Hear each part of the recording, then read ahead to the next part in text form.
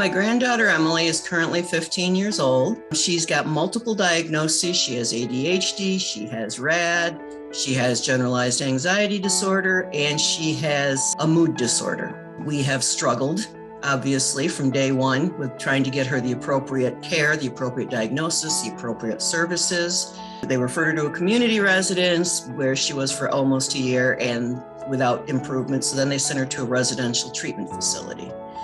Both of the congregate care facilities that she was in are contracted out to private for-profit corporations by the state of New York.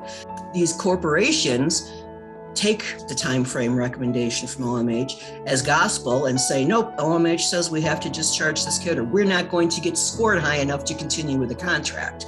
So my kid kind of fell into that trap of, if they're not showing success, then they're afraid they're going to lose their contract. So they discharge her even when they're not successful. She's been home about 7 months now, and we have struggled every day, and we are still waiting for the services that were supposedly put in place when she was discharged to provide support for us in the home, because there's such a waiting list and they don't have enough providers.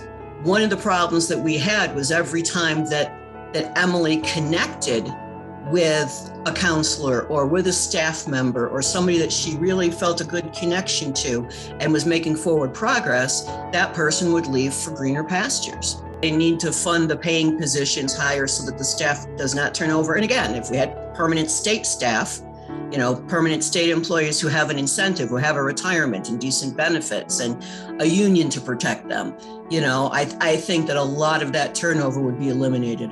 They need to fully fund the resources that are there.